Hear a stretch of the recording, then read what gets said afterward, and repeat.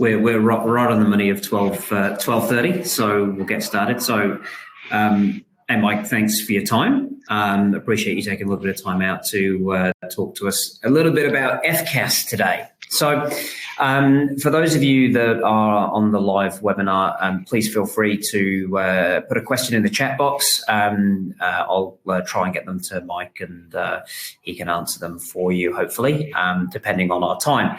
So, look, I'm going to kick off here. Now, Mike, could you give us a rundown on why FCAS is important to the grid?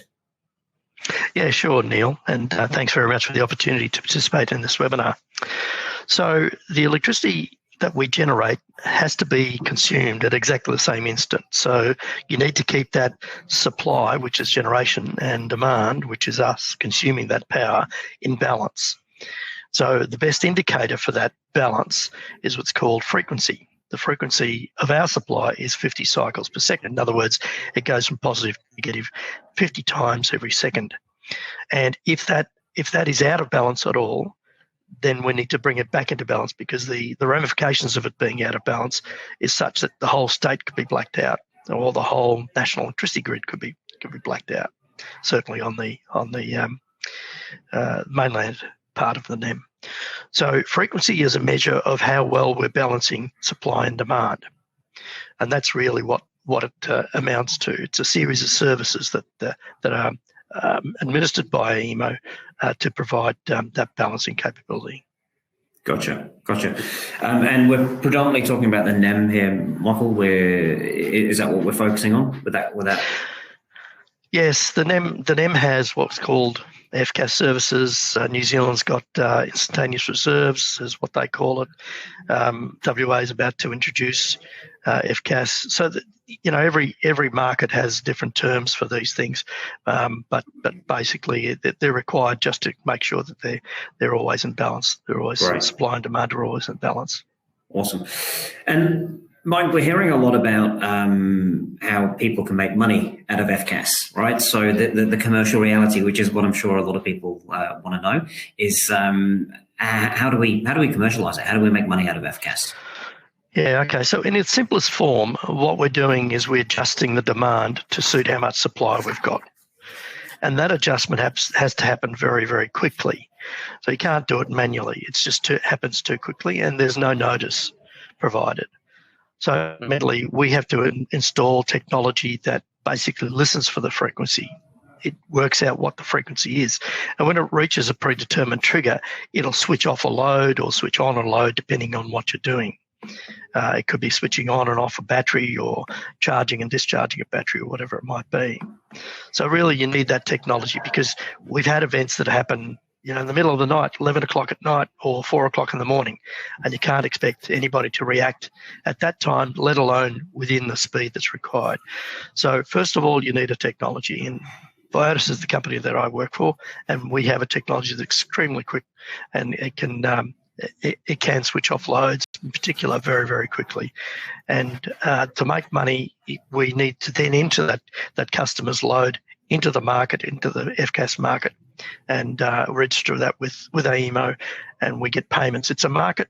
So again, it's supply and demand. So depending on how many customers are participating, or how many generators are participating in the market at the time, what's the requirement at the time, the prices do change quite a bit from time to time. But fundamentally, the market, AEMO, who administers the market, pays us, and we pay customers.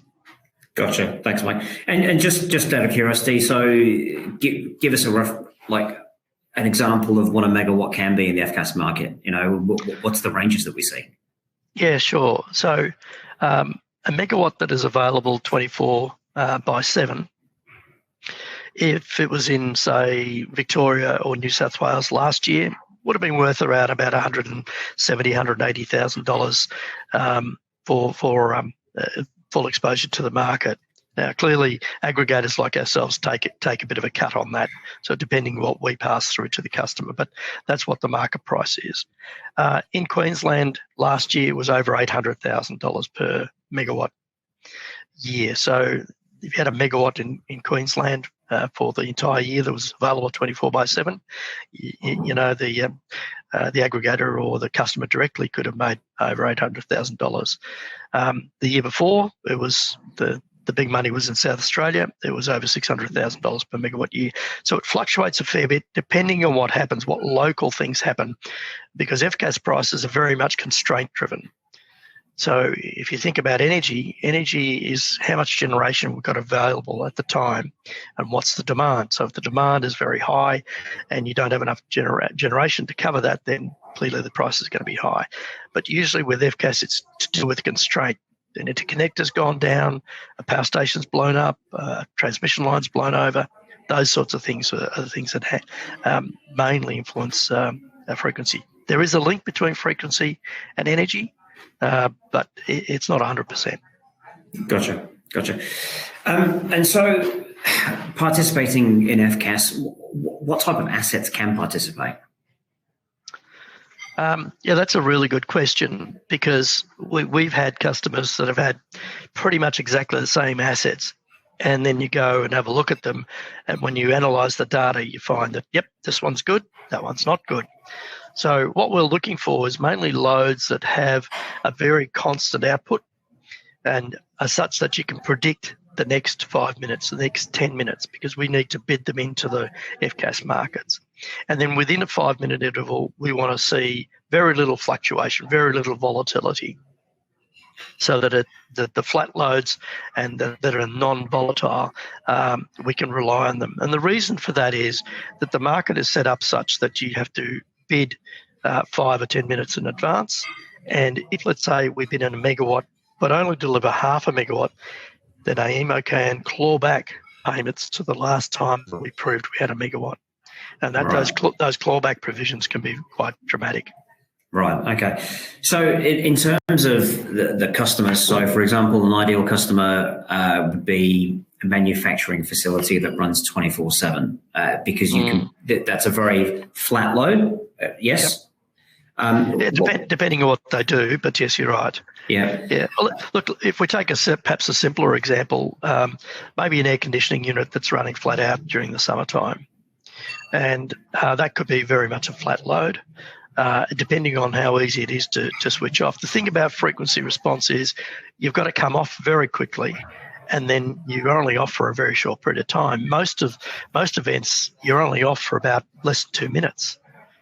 So you do have to come off very quickly, sometimes within milliseconds, but only stay off for 1 or 2 minutes at a time, which is terrific. Something like air conditioning, for example, because you might never actually feel it, or a compressor load, or a wastewater treatment load, something that's running all the time that is fairly predictable. But if you've got a load, let's think about a load like a smelter, for example. It's on, off, and then maybe you've got someone manually switching that smelter on and off, or switching over to something else. Then that's unpredictable, and that's not really well suited to FCAS services. Right, understood. So if an organisation is participating in demand response, in the traditional demand response, can they use the same equipment to participate in FCAS, or is it different? It's usually the other way around. If they're participating in FCAS with the equipment for FCAS, they can participate in demand response.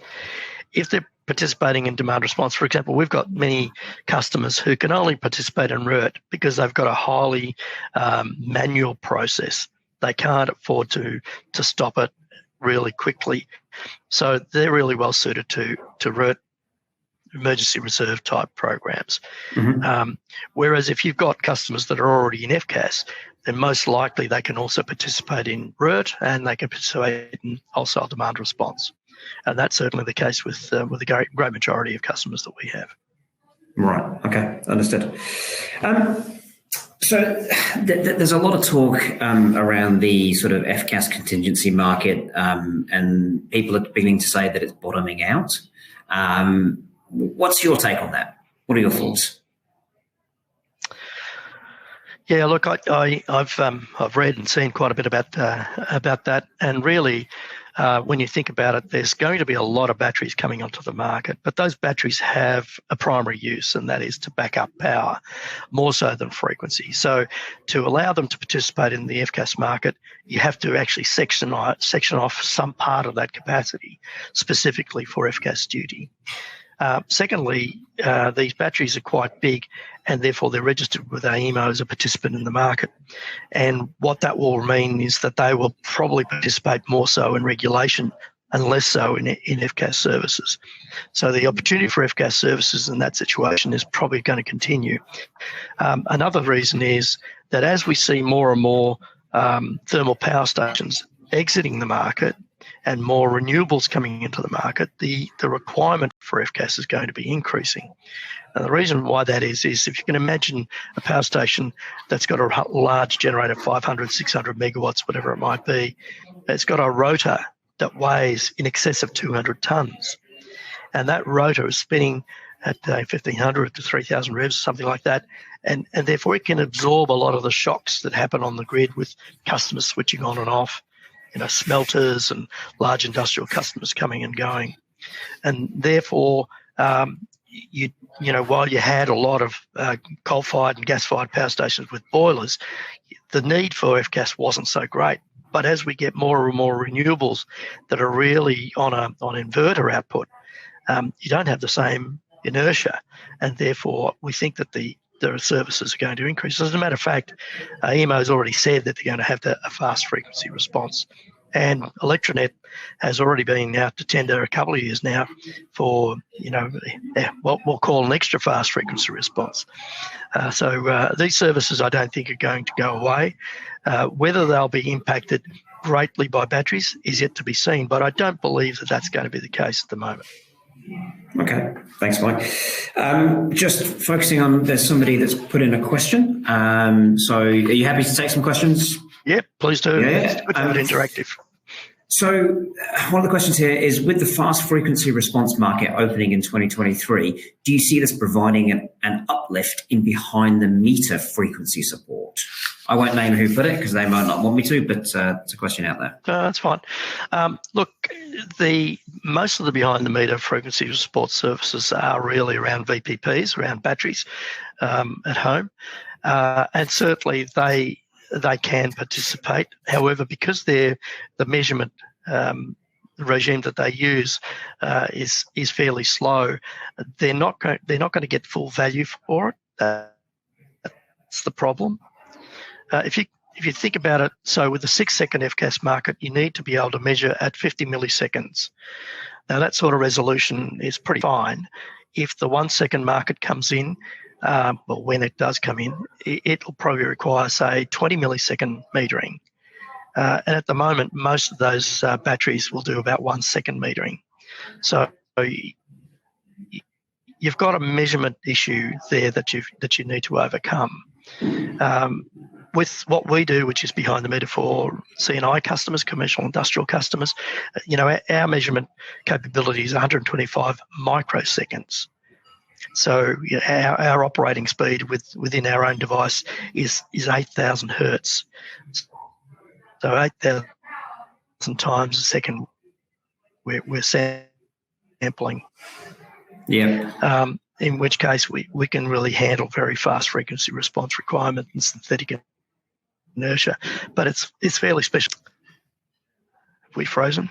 No? I'm losing you a little bit here. Yeah, I lost you a bit too. Sorry. Yeah, that's all right. There you go. I think you're back. Okay. It's good. There we go. Yeah, cool. And then another question that's just come in as well. What's your take on the future of the frequency markets? Yeah, that's another good question. So if we go back in history, when the market started 24 years ago, there was no need for FCAS because we had so much thermal capacity. We had so many thermal power stations that there really wasn't a great need for it.